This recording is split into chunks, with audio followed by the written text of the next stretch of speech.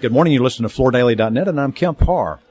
I'm at Coverings 2015 in Orlando, and I'm in the Marazzi, Ragno, American Olean, and Dal-Tile space, and I'm with John Turner. John, how you doing?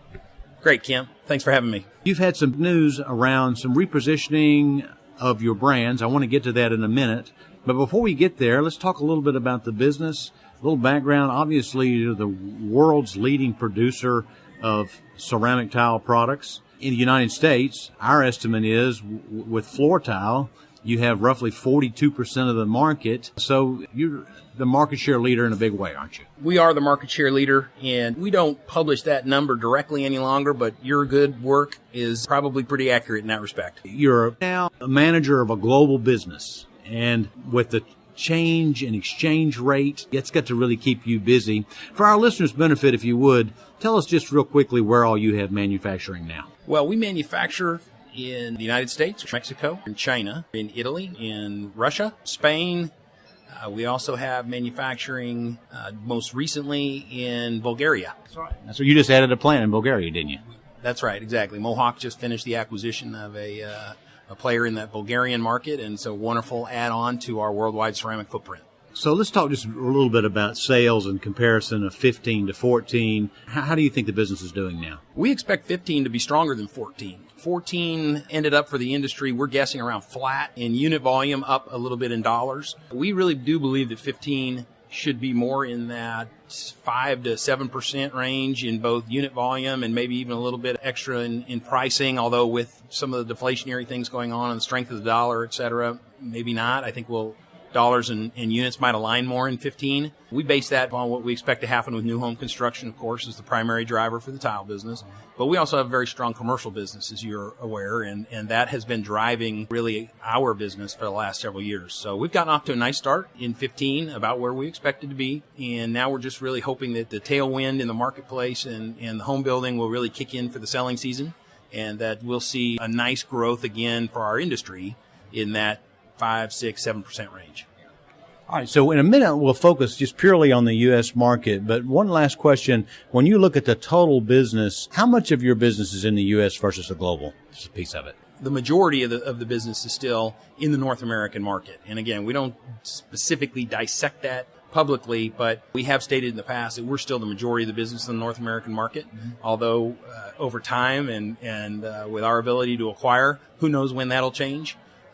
But for now, we're still the majority of the business.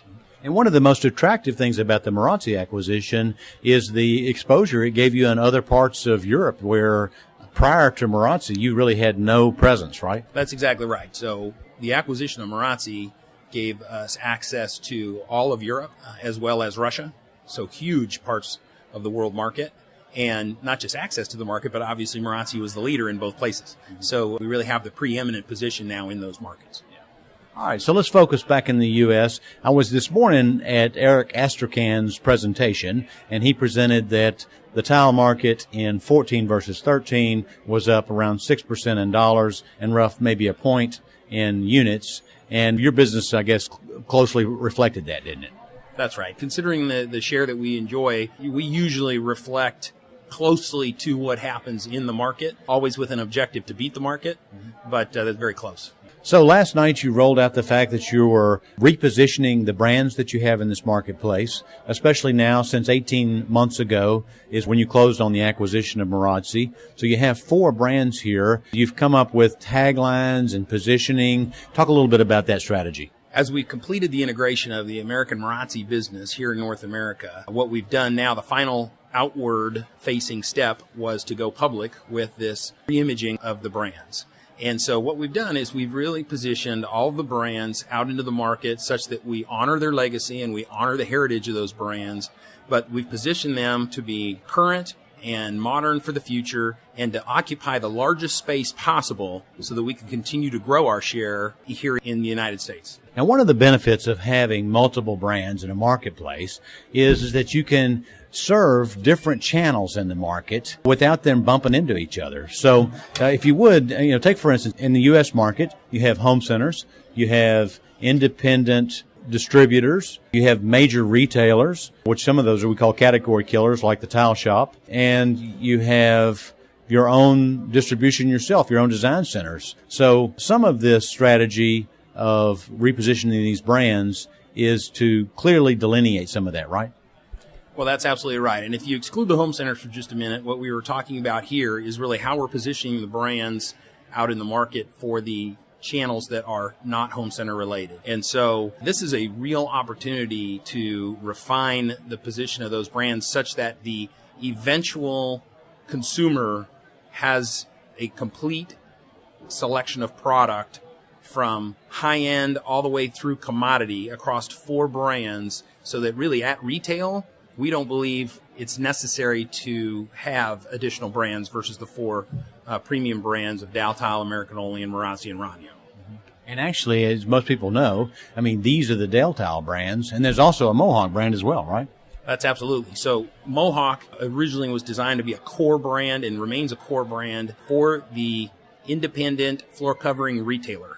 If you take the Mohawk brand and you take the Dal-Tile brand and then you surround it with American Olean, Marazzi, and Ragno, you have a complete collection of product from top to bottom that's really unbeatable. You know, how do you keep the home centers happy? Well, the home centers have a different strategy related to brands and related to product. We work diligently there to make sure that we're fully differentiated from our other channels, so there is no product crossover. And then we basically execute along with them what they are trying to accomplish in their aisle. So you have Marazzi and Dal-Tile in Home Depot, and you have American Olean in Lowe's, and then you have Mohawk in Menards. Is that right? That's exactly right, and that's the legacy standing, and that's how it will remain moving forward. Yeah, and you do a good job, I believe, in making sure what's sold in the home centers is differentiated versus what the other folks in the channel would sell, right? 100% accepting 1 or 2 commodity type products. Let's talk about the per capita usage of tile in the U.S. You were talking to me last night, and I thought it was very interesting that while ceramic tile, which our estimates say it's a $2.5 billion industry at wholesale in flooring only, so that represents maybe 13% of the business at wholesale cost of the product. But when you talk about installed cost, it's closer to 30%, isn't it? That's exactly right. So if you consider what the construction community and what the consumers are actually spending in total, ceramic tile is 30% of the total installed cost of flooring. So one of the things that people realize when they put tile in is it's a permanent surface, and it lasts the lifetime of the structure. So it's a little different than some of the other surfaces which have to be changed out every 10 years or so, right? That's exactly right. It's one of the huge benefits is the life cycle cost over time. So if you take that high installed cost, but you spread it out over a much longer life cycle, it actually ends up being a low cost product over the life of a home. Now, as we talked about last night, one of the key factors for the success of our industry in North America moving forward is finding a way to lower the installed cost of our products. If we are capable of doing that, then you will see that 13% share at wholesale expand rapidly. So it's almost a consumer issue around how much they want to invest long term in their home, isn't it? Well, that's exactly right. And of course, the spaces that ceramic tile works very well in are also spaces that you tend to change much less frequently than you would others. So your kitchen floors or your master bathroom, as an example, you don't like to tear those spaces up on a regular basis. It really can disrupt your life. And so you want to be sure that when you go in, you put in the right product. But you know, if you go to Italy, they put ceramic tile in the bedroom. They put ceramic tile in the living room. Do you think we'll ever get there in the U.S.? Well, it's happening ever so slowly in the U.S. today. And if you really look at some of the commercial spaces, we've moved that direction. And certainly some of the loft living, et cetera, we've moved that direction. So you have hard surfaces across all of the living space, and then you have area rugs and other soft touches in and around it. Will we ever get to the density of per capita consumption in Europe or South America? Maybe not, but if we even got halfway there, we have a huge opportunity in front of us. All right, JT, I should have started with this, but you've been associated with Dal-Tile for a large percentage of your life. Your father actually worked for Dal-Tile. You're in here now. You run the operation. What are some of the biggest changes you've seen in the business over the course of your career at Dal-Tile? Well, the largest change in the ceramic tile industry has been that we've transitioned from a very functional product to a design product. And so we've gone from the bathroom to the kitchen to the backsplash, now to all the floors. And that's in all spaces, commercial or residential. And so that's the largest big change over my 25-year history in the industry. From a technological perspective, there's been a tremendous amount of change to develop and design the aesthetics. The authenticity of what we're creating today is light years ahead of where we were just even 5 and 6 years ago. And I think you're going to see now with high definition printing, you're going to see another leap forward to where it is becoming almost impossible to decide or stand on a floor and recognize it as being whether it's hardwood or stone or a porcelain or ceramic tile. One last question. You're building a plant in Dickson, Tennessee. Tell us where that stands today. And I believe you've got a couple of phases. It'll begin operating later this year, and then you're going to continue to kind of build out its technology of what you do there, right? Yeah, that's exactly right. So it's a massive piece of property. And our first phase is designed to house 150 million square feet of capacity. First 90 million will be installed by the end of this year. The next 60 million will follow on behind that by the end of 16.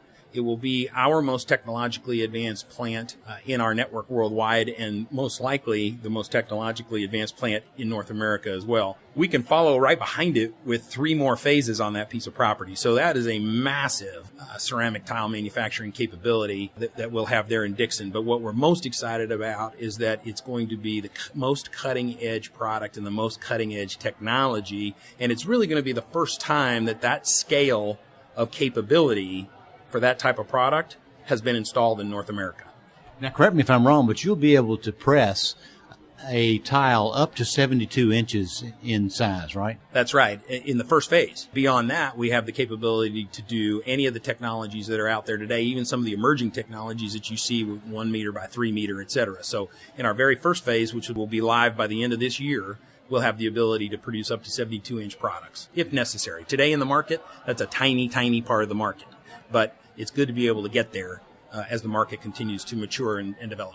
And obviously, since you're retooling with the latest technology, your inkjets, your ability to put images on it will be the latest technology, right? Absolutely. Across the board, every part of the technology in that plant will be state-of-the-art. In some respects, even the first installation of their kind. Well, JT, thanks for spending time with me. It's always enjoyed talking to a business leader. Again, been talking to John Turner, the president of Dal-Tile at Coverings, and you've been listening to Kemp Harr and FloorDaily.net.